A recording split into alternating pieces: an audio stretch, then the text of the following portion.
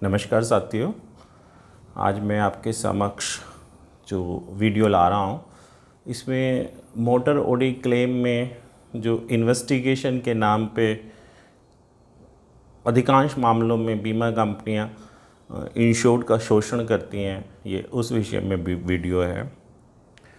तो अभी कुछ दिन पहले मुझे एक ईमेल आई जिन्होंने मेरा YouTube देखा और मेरी ईमेल से मुझे संपर्क किया, जो ग्रेटर नोएडा के ही यहाँ पास में एक जगह दादरी है, दादरी के रहने वाले हैं। मैंने उन्हें अपना फ़ोन नंबर दिया और फिर हमारी बात हुई और हम मिले भी, और उन्होंने मुझे अपने क्लेम के बारे में बताया कि उनके क्लेम अनुभव कैसा रहा, जो मैं आपके समक्ष शेयर कर रहा हूँ। तो ये एक युवा लड़के थे जिनका मुझे फ़ोन आया था। इनके फादर और मदर दोनों विकलांग हैं। इन्होंने 2014 में एक मारुति स्विफ्ट गाड़ी खरीदी थी और शुरुआत से इन्हीं के पास है ये गाड़ी, और इसका कंटिन्यूस बीमा चल रहा है अलग अलग बीमा कंपनी से।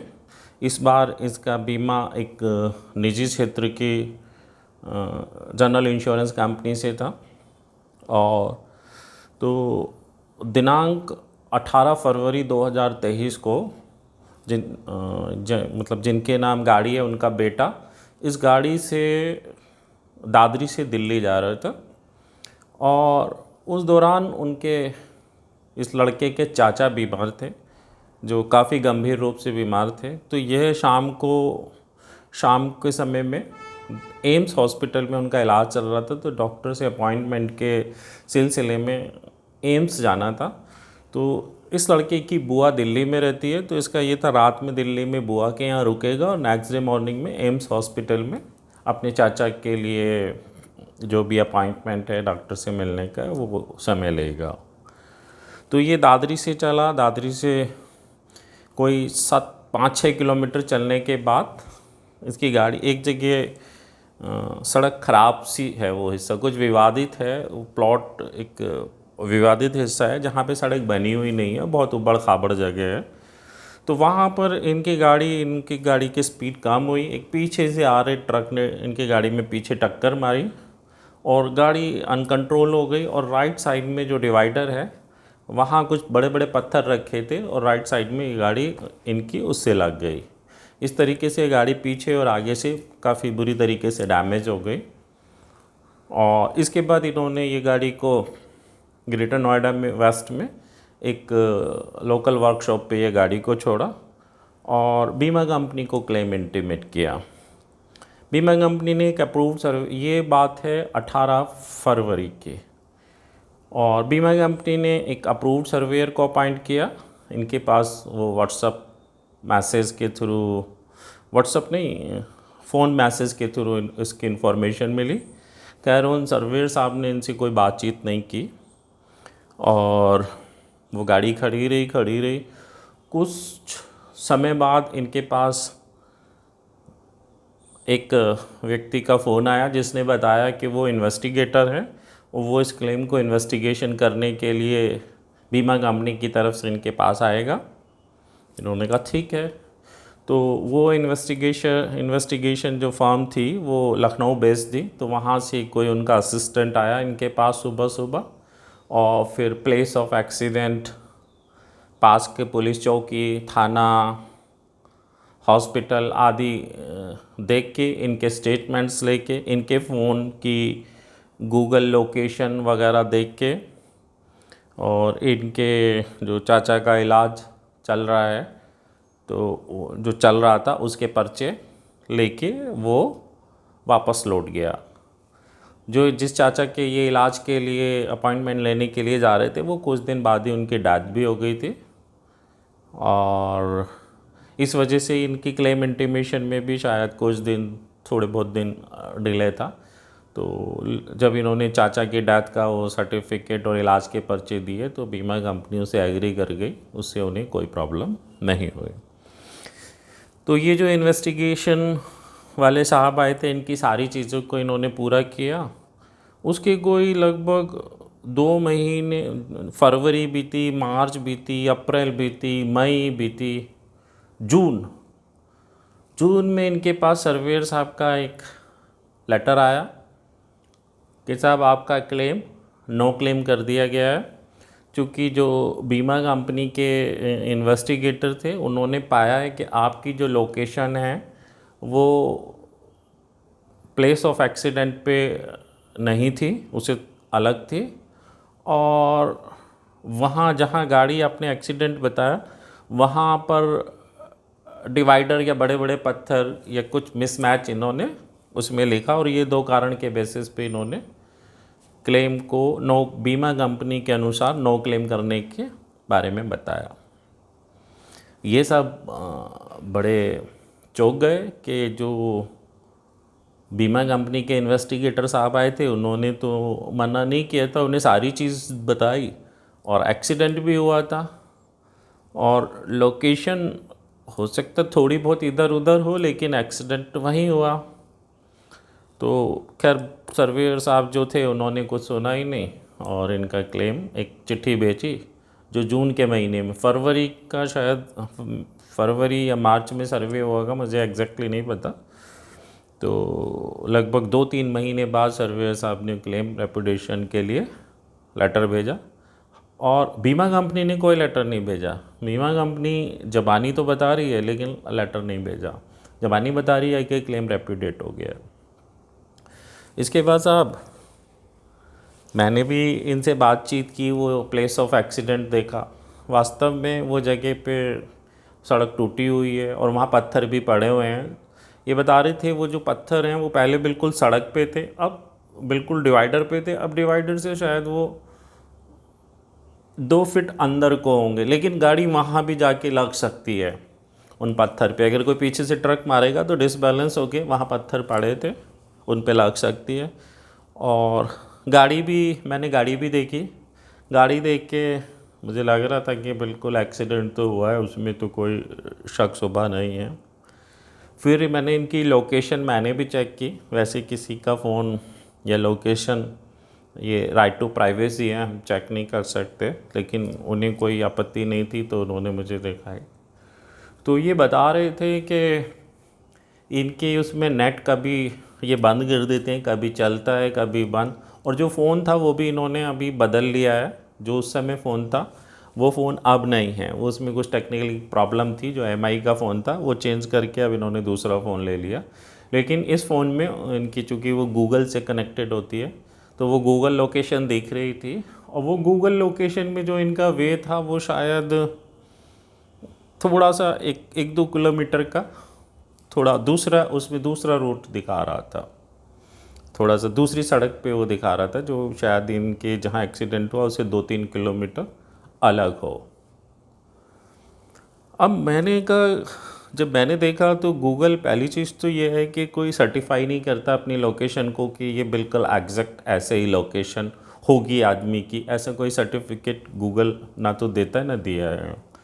दूसरा, ये जो गूगल लोकेशन है, अगर आपका इंटरनेट बंद हो रहा है, ऑन हो रहा है, ऑफ हो रहा है, या ऑटोमेटिकली सिग्नल बंद हो जा रहे हैं, तो उसमें गूगल जो लोकेशन टाइमलाइन आएगी वो थोड़ी सी आपकी बदल सकती है, उस बिल्कुल एग्जैक्ट उस वो लोकेशन नहीं आएगी जिससे आप गुजरे हों।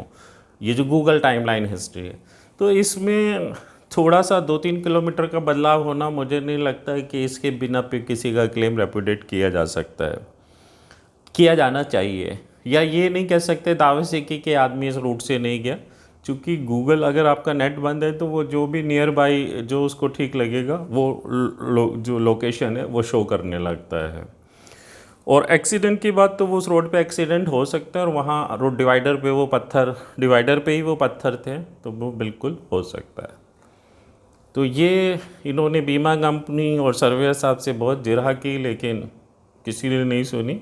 इन्होंने कहा अभी फिर मुझे लेटर तो दो, तो मेल भी लिखी है, लेकिन अभी तक इन्हें लेटर मिला नहीं है, ये शायद 1 सप्ताह पुरानी बात है। इसके बाद अब देखिए, इस क्लेम में इनका जो शोषण हुआ वो मैं पॉइंट वाइज बताता हूँ। नंबर 1 तो बीमा कंपनी ने एक इन्वेस्टिगेटर को अपॉइंट किया, तो protection of policy holder interest gazette notification जो 2017 है उसका पॉइंट 1 ही है कि इंश्योरेंस कंपनी अगर किसी भी को भी इस क्लेम में अपॉइंट कर रही है किसी भी थर्ड पार्टी को किसी भी काम के लिए, तो उसकी इंफॉर्मेशन ट्रांसपेरेंसी के लिए इंश्योर्ड को देनी चाहिए। जो नहीं देगी कि भाई इन्हें किसने अपॉइंट किया, बीमा कंपनी ने कब अपॉइंट किया और क्यों अपॉइंट किया, तो इनके लिए तो एक थर्ड पार्टी थे, तो ये उन्हें एंटरटेन क्यों करें। लेकिन इन्होंने ये इतने जानकार नहीं थे तो इन्होंने एंटरटेन किया। इवन अपने पर्सनल डॉक्यूमेंट्स, पैन कार्ड की कॉपी, आधार कार्ड की कॉपी, इवन फ़ोन की हिस्ट्री या गूगल फ़ोन, सब कुछ उनको दिया, जबकि ये इनकी पर्सनल चीज़ें थी।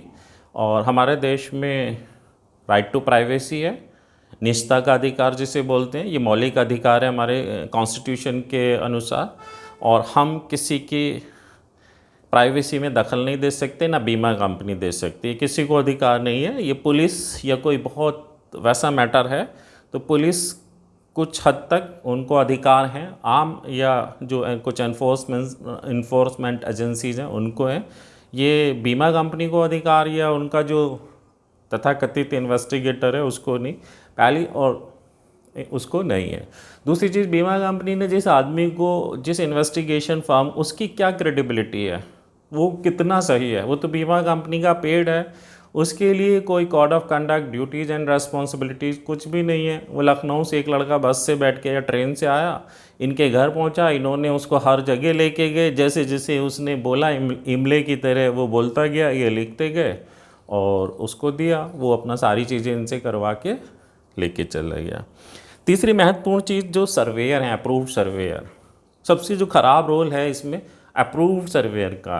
अप्रूव्ड सर्वेयर की जो संकल्पना के साथ जगह रखी गई थी बीमा कानून में, उन्होंने इन सर्वेयर साहब ने वो पालन ही नहीं किया।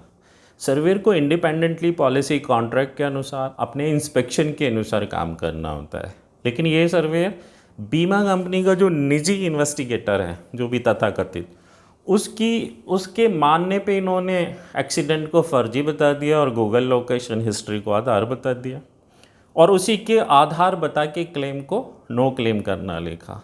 तो ये बहुत ही निराशाजनक है। एक अप्रूव्ड सर्वेयर का स्वयं का काम है इन्वेस्टिगेशन करने का, जो उन्होंने नहीं किया। और अगर नहीं वो सक्षम नहीं थे तो कोई बात नहीं, नहीं करते, वो जो भी लॉस असेसमेंट या रिकमेंडेशन जो भी करनी है वो करना था उनको। लेकिन बीमा कंपनी की ओपिनियन को खुद क्यों रिकमेंड कर रहे हैं? बीमा कंपनी स्वयं नो क्लेम कर सकती है, उनका अपना निजी इन्वेस्टिगेटर है, बीमा कंपनी अपनी जिम्मेदारी से क्लेम को रेप्यूडेट करे। और सर्वेयर तो एक थर्ड पार्टी है, बीमा कानून के अंतर्गत है, उसके लिए code of conduct, duties and responsibilities तय हैं। तो सर्वेयर साहब ने अपना कोई ये जो ड्यूटीज़ एंड रिस्पॉन्सिबिलिटीज़ है उनके साथ न्याय नहीं किया, अन्याय किया। फिर एक पॉइंट ये है कि सर्वेयर साहब ने खुद ने इंश्योर्ड से इस एक्सीडेंट के बारे में बात ही नहीं की, जानना ही नहीं चाहा कि दुर्घटना कैसे हुई है। ना जहाँ दुर्घटना स्थल है ना वहाँ मुआयना किया, ना खुद गए। तो जब आप जाएंगे नहीं, समझेंगे नहीं, आप कैसे कह सकते हैं कि एक्सीडेंट हुआ या नहीं हुआ? और आपकी तो ये ड्यूटी है, प्राइम ड्यूटी। अगर आपको डाउट है तो आपको प्लेस ऑफ एक्सीडेंट, वैसे भी वहीं ग्रेटर नोएडा में वर्कशॉप पे गाड़ी है और वहीं मुश्किल से उसे 10 किलोमीटर दूरी पे प्लेस ऑफ एक्सीडेंट था, आप विज़िट कर सकते थे, देख सकते थे, उसका फ़ोन भी समझ सकते थे, उसका पक्ष तो जानते। जो जानना ही नहीं चाहा, तो ये बड़ा मतलब सर्वेयर साहब का भी इस मामले में बड़ा ख़राब रोल है। एक पॉइंट ये है कि सर्वेयर साहब ने कोई भी क्लेम अगर रेप्यूडेट करना है, ठीक है, अगर उनको तो पॉलिसी के स्पेसिफिक टर्म्स एंड कंडीशन को देना होता है कि ये वायलेशन है, इसीलिए क्लेम रेप्यूडेट किया जाता है। सर्वेयर साहब ने अपने रेप्यूडेशन जो नो क्लेम का जो भी आधार है उसे कोई पॉलिसी के स्पेसिफिक टर्म्स एंड कंडीशन का हवाला ही नहीं दिया। तो ये बड़ा ही वाहियात किस्म का लेटर था और सर्वेयर साहब ने अपने रोल के साथ न्याय नहीं किया। इसे हम कह सकते हैं कि सर्वेयर साहब पूरी तरह बायस थे, जो बीमा कंपनी की ओर बायस थे, और उन्होंने अपनी duties and responsibilities code of conduct का जो है उसका पालन नहीं किया, और जिस वजह से एक इंश्योर्ड का शोषण हुआ और जिस वजह से उसको क्लेम बीमा कंपनी ने नहीं दिया।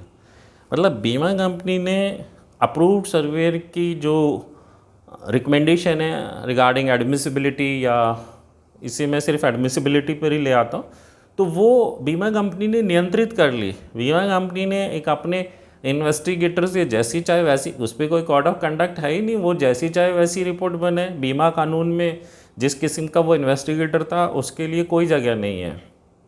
इन्वेस्टिगेशन के लिए बीमा कानून में अप्रूव्ड सर्वेयर को ही रखा गया, उसकी एक ड्यूटी है इन्वेस्टिगेशन की। लेकिन इसमें जो अप्रूव्ड सर्वेयर थे उन्होंने कोई इन्वेस्टिगेशन किया ही नहीं, बीमा कंपनी के कथित इन्वेस्टिगेटर की रिपोर्ट मान ली, और पता नहीं उसने किस आधार पे, कोई मतलब तार्किक आधार ही नहीं था जो उसने कहा।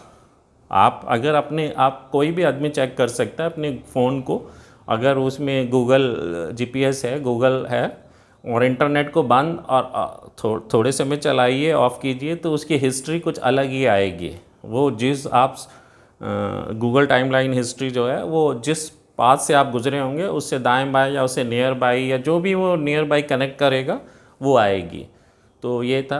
रही बात इसमें इन्वेस्टिगेटर्स, आपका एक लेटर आया कि आप साहब दुर्घटना का प्रमाण दीजिए।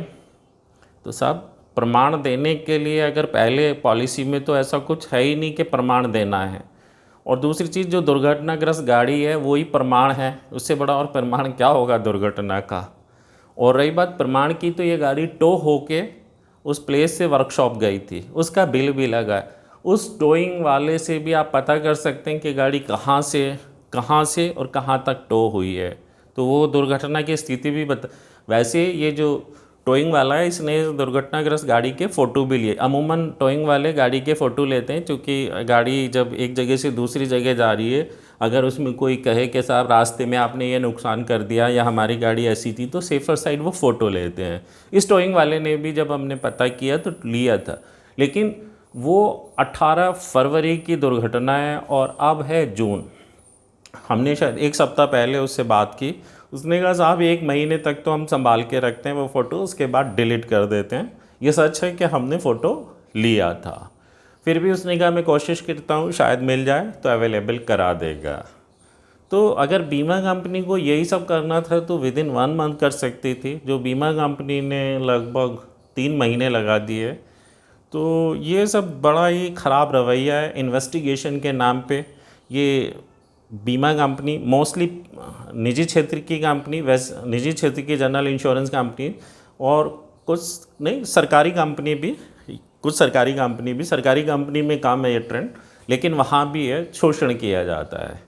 तो बीमा कंपनी एक इन्वेस्टिगेटर नाम की एजेंसी या व्यक्ति को अपॉइंट कर देती है, जिसके लिए कोई कोड ऑफ कंडक्ट, कोई ड्यूटीज़ एंड रिस्पॉन्सिबिलिटीज़ नहीं होती बीमा कानून के तहत, और वो बड़े मनमानी से काम करता है। और सबसे आश्चर्य की बात यह है कि बीमा कंपनी इसके अपॉइंटमेंट की मोस्टली केसेस में इंश्योर्ड को रिटर्न इन्फॉर्मेशन ही नहीं देते हैं। सर्वेयर की तो आती है लेकिन इसकी नहीं देते हैं कि क्यों लगाया और कब लगाया।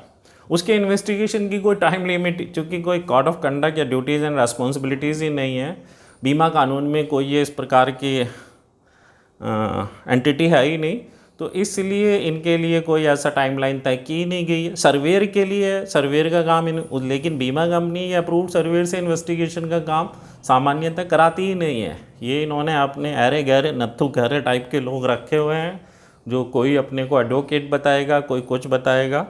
सबके लिए तो मैं नहीं कह रहा कि सब खराब है, लेकिन मोस्टली ये अपने पास एक टीम रखते हैं, उसमें कुछ असिस्टेंट रखते हैं, और वो किसी भी तरीके से किसी भी सूरत से बिल्कुल भी कोई इन्वेस्टिगेशन के विशेषज्ञ नहीं होते हैं।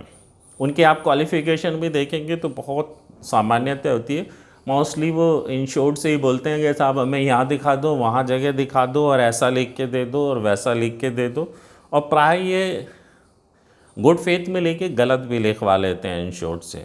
इनका ये इनके अधिकांश मामलों में इनके उद्देश्य बीमा कंपनी को अनड्यू एडवांटेज पहुंचाना होता है, चाहे वो अनड्यू एडवांटेज ही हो।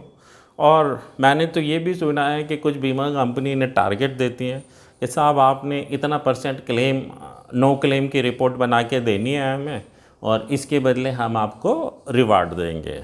तो मेरा ये जो वीडियो बनाने का या आपको बताने का जो उद्देश्य है वो ये है कि कभी अगर आप ऐसे प्रकार के मोटर क्लेम में जिसमें ये बीमा कंपनी इन्वेस्टिगेशन या ये इन्वेस्टिगेटर को अपॉइंट करती है, तो आपने सबसे पहले बीमा कंपनी से कहना साहब आपको जो कुछ भी चाहिए वो आप हमें डायरेक्ट मेल पे लिखिए, वो सारी चीज़ें हम उपलब्ध करा देंगे, इवन अपना स्टेटमेंट भी। नंबर 2, अगर आप किसी इन्वेस्टिगेटर को अपॉइंट कर रहे हैं, कब कर रहे हैं और क्यों कर रहे हैं, वो उसकी मेल पे हमें इन्फॉर्मेशन दीजिए। तीसरी चीज़, हम जो भी इन्फॉर्मेशन वो मांगेंगे या देंगे हम ऑनलाइन ऑन रिकॉर्ड देना चाहेंगे, ताकि जिसमें कोई बदलाव ना हो सके। और चौथी चीज़, अगर सर्वेयर अपना काम सही से नहीं कर रहा है, वो इंडिपेंडेंटली नहीं कर रहा है, बीमा कंपनी से पूछ के कर रहा है या तो उसके लिए आप कंप्लेन कीजिए। और अगर सर्वेयर वायलेशन कर रहा है duties and responsibilities code of conduct का, तो उसके वायलेशन के लिए उसका जो लाइसेंस है वो सस्पेंड भी हो सकता है, कैंसिल भी हो सकता है। उसके लिए सर्वेयर के लिए आपको शिकायत स्पेशली IRDA में करनी होगी। आप रजिस्टर्ड पोस्ट से IRDA में कंप्लेन कीजिए इन डिटेल वाइज, उसकी रिपोर्ट या ये जो तरीका है इसके लिए आप शिकायत कीजिए। तो कोशिश करेंगे तो हो सकता है आपको सरलता से न्याय मिले या न्याय मिले। ये वैसे यहाँ मुश्किल होता है न्याय मिलना, लेकिन ये भी सच है कि यहाँ देर है अंधेर नहीं है। सही के लिए कोशिश तो करनी ही होगी। परिणाम जो भी हो वो भविष्य पे है, और अगर सही कोशिश होगी तो न्याय भी मिलेगा। और जो गलत कर रहा है उसके खिलाफ़ शिकायत करनी चाहिए। अगर शिकायत करेंगे और अपने हक़ को वाजिब तरीके से लेने की कोशिश करेंगे तो हमें हक़ भी मिलेगा। और हमें protection of policy holder interest gazette notification 2017 में जनरल इंश्योरेंस क्लेम की जो गाइडलाइंस हैं उनको पढ़ लेना चाहिए। 10 पॉइंट है, और देखना चाहिए बीमा कंपनी उसके अनुसार काम कर रही है कि नहीं कर रही है। और अगर आपके केस में कोई अप्रूव, पहले बीमा कंपनी से पूछिए कि आपके कौन अप्रूव्ड सर्वेयर अपॉइंट किया है। 50,000 से अधिक के जो मोटर ओडी क्लेम है, सामान्यतः ये जो दुर्घटना होती है टक्कर वाली जिन्हें कहना चाहिए, तो उसमें सामान्यतः अप्रूव्ड सर्वेयर को अपॉइंट करना ज़रूरी है, मैंडेटरी है एज पर सर्वेयर रेगुलेशन जो है 2015। बीमा कंपनी की जिम्मेदारी है ये। तो आप उस अप्रूव्ड सर्वेयर रेगुलेशन 2015 या 20 जो अमेंडमेंट्स हुए हैं उनको आप पढ़ के उसकी ड्यूटीज़ एंड रेस्पॉन्सिबिलिटीज़ को समझ सकते हैं, जान सकते हैं, कोड ऑफ कंडक्ट को जान सकते हैं। और फिर आप पूछ सकते हैं कि साहब आपने ऐसा क्यों किया या ऐसा क्यों नहीं किया। आप थोड़ा सा तार्किक बनिए, सवाल पूछिए, और सवाल भी राइटिंग में पूछिए। रिटन कम्युनिकेशन ज़्यादा महत्वपूर्ण है किसी भी शिकायत करने के लिए। और शिकायत कीजिए मेल पे, कुछ नहीं लगता, थोड़ा समय लगाइए। अगर आप अवेयर होंगे तो सामने वाला भी थोड़ा आपसे डरेगा, आपके लिहाज करेगा, और आपके साथ फिर सही तरीके से काम करेगा। तो आज का वीडियो मेरा ये इन्वेस्टिगेशन के नाम पे जो शोषण हो रहा है, लेकिन ये बहुत ज़्यादा हो रहा है। आपके पास कोई भी आता है अपने आप को इन्वेस्टिगेशन, भाई वो थर्ड पार्टी है। बीमा कंपनी आपके पेपर जो आप उसको पैन कार्ड दे रहे हैं, आधार कार्ड दे रहे हैं, वो मिसयूज़ कर सकता है। वो तो कोई कानूनी इकाई ही नहीं है, आप उसे पेपर दे क्यों रहे हैं? बीमा कंपनी डायरेक्ट ले आपका आधार कार्ड, पैन कार्ड या और भी कोई भी पेपर है, उसमें उसकी ज़रूरत ही नहीं है। इवन स्टेटमेंट चाहिए तो बीमा कंपनी डायरेक्ट ले सकती है, आप मेल पे लिख के दे सकते हैं। बीमा कंपनी की कोई क्वेश्चनिंग है तो एक क्वेश्चनिंग लिस्ट आपको मेल पे भेज दे, आप उसका पॉइंट वाइज जवाब दे सकते हैं। लेकिन ये चूँकि बीमा कंपनी इन्वेस्टिगेशन के नाम पे शोषण कर रही होती है, ये एक डिले टैक्टिक्स है जिससे क्लेम को डिले करती है, और कई बार क्लेम को इसी तरीके से उस इन्वेस्टिगेशन के नाम पे रेप्यूडिएट भी करती है। तो अब मैं काफ़ी कह चुका हूँ, और इस वीडियो को विराम देते हैं और फिर जल्दी नया वीडियो लाते हैं, क्योंकि मैं भी ये पंखा बंद करके वीडियो बनाता हूँ, क्योंकि वरना आवाज़ आती है, तो इसलिए मुझे भी बहुत गर्मी लग रही है। तो फिर मिलते हैं, नमस्कार।